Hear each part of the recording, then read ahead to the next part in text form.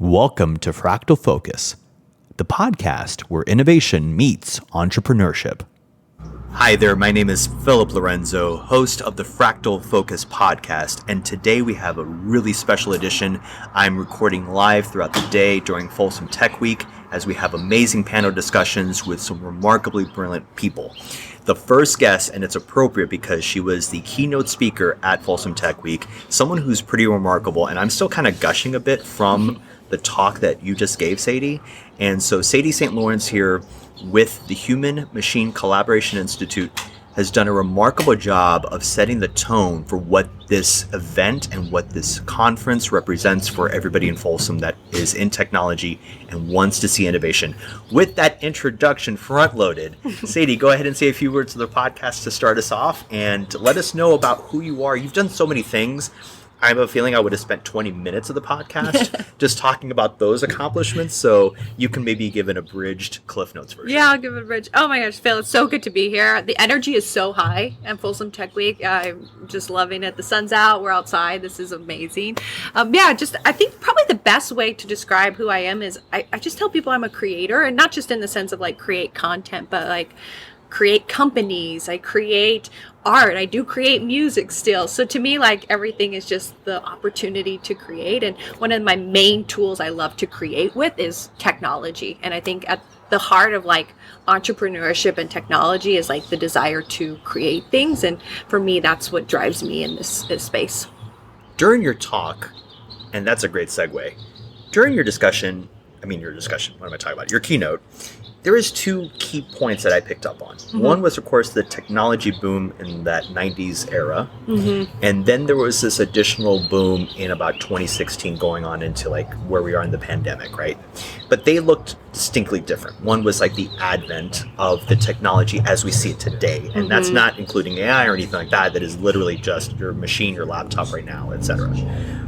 What for you has defined what we're looking at this year, at this moment, as we sit together, as the most important thing to think about as we innovate going into the future? And I know that's a loaded question, but it's kind of where you were orbiting a bit during your keynote. So for the audience to backtrack, I shared a graph of how typically it's hard to take on big companies because they have so much cash, right? And they're established. So like as a little dog, as a startup, like how do you take them on?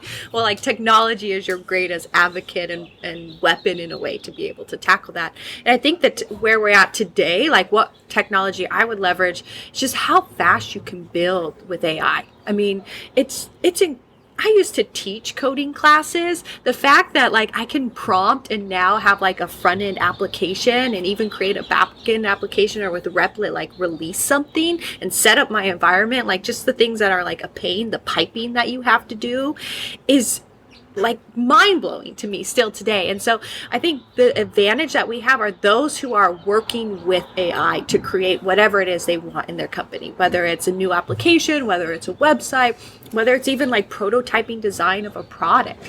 Like those who create with AI are going to be 10x faster with their time to market and their iterations. That is going to be a huge differentiator. That feels like a few things. Democratization, right? Mm-hmm. And continuing to allow more people to be inclusive in the process. But also, do you have any concerns about the haves and the have-nots still in that point? Because there's always going to be, forgive this ignorance here on my end, but I always feel like there's always a bigger fish looming around to see how much it can scoop up at any point in time, right?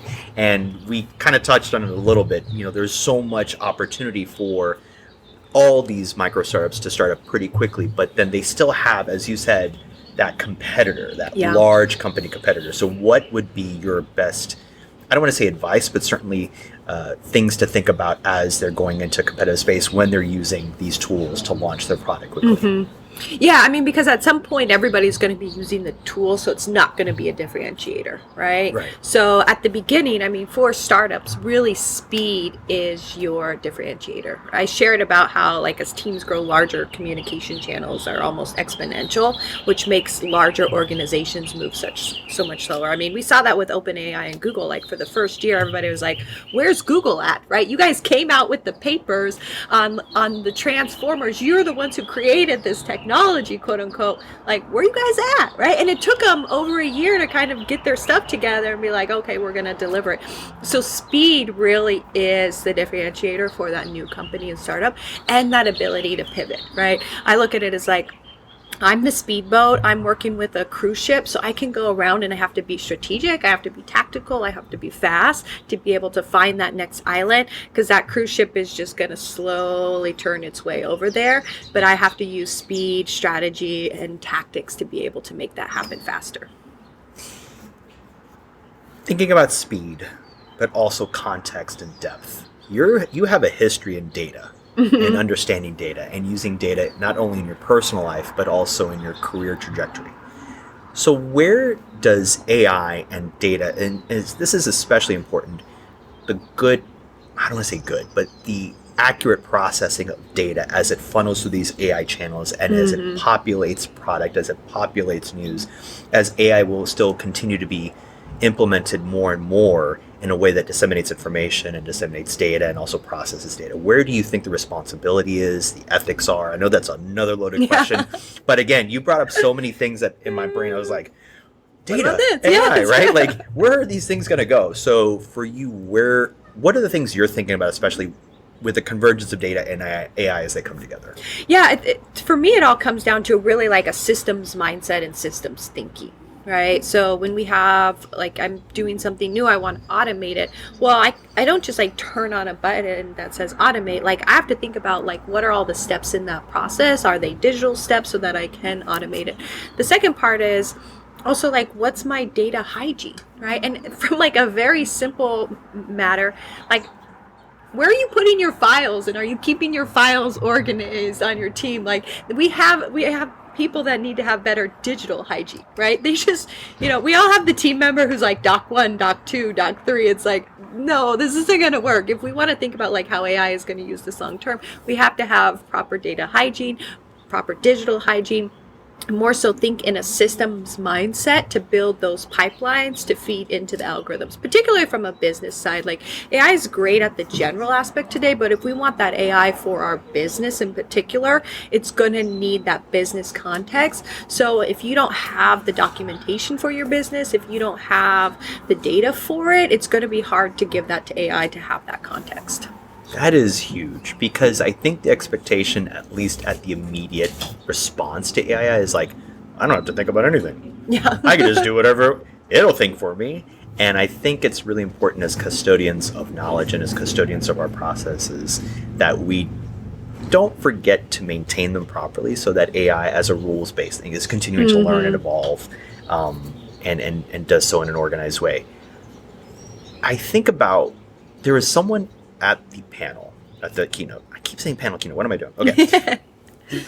There was someone that asked about kids and the impact of AI on children, specifically with the concern about kids not learning at an exponential rate or at a normal rate because AI could impact that. I'm going to insert my opinion a little bit. Forgive me, because I'm not the expert. But I always think any technology exposure to children still requires parental guidance. It still requires, also, AI can be shaped however you want it to be. So I imagine there's got to be tools that will eventually contextualize AI to not immediately answer the complete question for a child. Meaning, for example, the concern about, hey, my kid's going to put a topic in a prompt and it'll pump out all the homework. But what if you could train AI to not do that? What if you could train AI to be like a sounding board or like a tutor, where the question comes in and the AI says, well, wait a minute, let's think about this first. After you've thought about that for a moment, come back and we'll discuss it more, or some kind of way to prompt someone to learn. Am I off base there with that thinking, or does that feel like something that is potentially possible? 100% possible, and I think that was what I was trying to get at. Probably did a poorly job, which is like, give your kid the right model. So there's a lot of, most people have probably heard of like Khan Academy, which does a lot of like free online training. So they partner with OpenAI and built a chatbot called Khan Amigo. And essentially it gives them the answers or helps that kid studying, but it doesn't just straight up say, okay, here, let me do all your homework for you. It prompts them and helps them learn along the way. And so a lot of that is just making sure, if you want your kids to play with AI, which I think everyone should, for school, give them the right model, which is tutoring them, not giving them the answers. Yeah, I 100% agree. I think that's the part where we need to be responsible, I think, as human beings, because we are still in charge, for lack of a better word. We're not in Skynet yet. There's no Terminators coming to hunt us. Like, I think we're going to be fine to the point where it's like, hey, we can still dictate AI, right? So I kind of get a little curious about you as a person now, and thinking about you being a creator, and specifically in music and media. What, and of course we're going to tie it back to AI. Yeah. What is the impact you feel that AI will have on creatives? And I know it's starting to come up. There's a little bit of controversies in the Oscars, of course, of the Brutalist using AI to do architectural drawings, which I think is kind of neither here nor there, but also doing the voiceover work for Agent Brody so he can speak proper Romanian. But as far as music and AI specifically, because you're into music, and you create music, where do you feel that convergence is? And is there any threat in that convergence, or is it all opportunity? Yeah, so I don't know if any of your audience is anime fans out there, but I would highly recommend a show. It's called Carol and Tuesday. It's like a 2-season anime series that shows this question head on. It's the whole premise of the show, which is like traditional music competing in like an American Idol type of scene with like AI generated music, and like the competition between the two. It's probably one of my favorite anime show, Carol and Tuesday. I think there's room for and space for everything, right? Because we could go back and say, well, with classical music, all we did was play traditional instruments, right? And then like the 80s, we got the synthesizers, and then now like dance music and electronic music is really a big thing. And now you have artists who combine the classical music with some of the dance music and electronic music. And so for me, it like just opens up way more space of like the tools of what you're able to create with. And that's how I see it's going to happen, is just we're going to have more tools at our disposal, and it's not going to replace anybody. If anything, probably traditional musicians, and what I mean by like traditional musicians is like actual physical instruments, are going to be more expensive to attend to and harder to find. It's going to be more of a luxury item. So if anything, like people are like, should I stop learning that? I'm like, no, you're probably more of a luxury item at this point, but it's all going to fuse together and expand in new ways that we never even thought possible. The undercurrent of everything you've discussed today in the panel and here in the podcast has had a very positive view of AI and its impact. What would you say is a great way to communicate with someone that has a more negative view, if possible? I know persuasion is, it's either going to happen or it's not. Yeah. Right? But you can't force people to change their mind. Correct. But what would you say to someone who is more either risk adverse about AI, or is more concerned about AI's implementations, etc.? I'm speaking in very dart-throwing platitudes here, but like, what would be the thing that you would express to someone that has a more negative view of AI? Yeah, for those types of people, I just try and encourage them to like get their hands dirty and try it themselves, because oftentimes it's these negative views from headlines. If I heard this story, and I'm like, yeah, but what about you? Like, what about your personal experience, right? Have you put your hands on the keyboard? Have you asked questions? And that is typically what will change their perspective. But most importantly, I'm not here to try and change everybody's perspective. I just want them to be able to actually find benefit from it. Because if I'm finding benefit, you're finding benefit, we're enjoying our time, and you're living in this world that's like negative and all doom and gloom, like, I feel bad for you, right? Yeah. So my whole thing is just like try and get their hands on the keyboard, or get them talking to it in some regard, so that it's their personal experience versus what they're reading in the news. That feels like almost a great way to end, but I do want to touch on something that you mentioned again, and I'm going back to this. Personal AI convergence. When I heard that you actually aggregate all the data for each day that you exist on this planet, right, and each moment, like for maximum efficiency, and using AI to help you with, processing that data. What do you think is the most fundamental important thing about our personal connection to artificial intelligence period? Like, what is the most thing? And I know we've revolved around it, but in a few words, what would you say is the most fundamental personal connection someone can have with AI? Yeah, I just had a conversation with someone about this where we wondered if we were throwing out some different ideas of like, is AI if you start talking to AI quite a bit, you start to question like, is it its thoughts, and I'm using air quotes here, or are these my thoughts? And it almost becomes like this intertwined stream of consciousness that happens, right? So, I mean, and then it's also a matter of like pulling out what was actually your idea versus AI's idea, and doesn't matter, right? Because I made the prompt, but then it gave me the feedback back of whatever I prompted it for.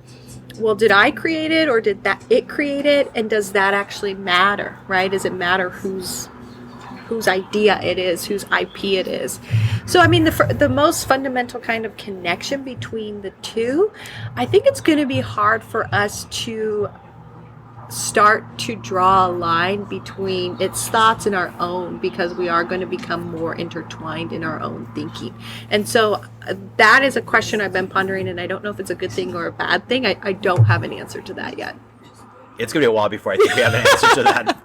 I everything that we talk about with AI has to be prefaced or like asterisk with early stage. We Like, don't know. We don't know yet. We don't know the implications. We're testing. Right? But, if we get hit by lightning tomorrow and it's all over, we want to try, right? Yes, and I think exactly. that's really important. The last thing I want to leave us with is, what is your favorite non-technology thing to do? What is your favorite, there's no computer in front of me, there's no smartphone, nothing, no access technology, all that stuff. Like, what is your favorite thing to do? Yeah, I'll tell you this because it actually came out of the pandemic where all I had was technology and was like, it was virtual meetings and on my computer. And so I was like, I need to do something with my hands. So I started doing abstract artwork, and like most things, fell in love with it. And now I have a whole she shed art studio and do 5x7 foot paintings. And so I would say that's definitely it, because it's no technology, purely working with my hands, and I really enjoy that. Wow. I am just completely I wish you guys can see my face throughout this whole interview. It's been gushing about how your energy about this technology is pretty infectious, and I think a lot of people got affected by it today.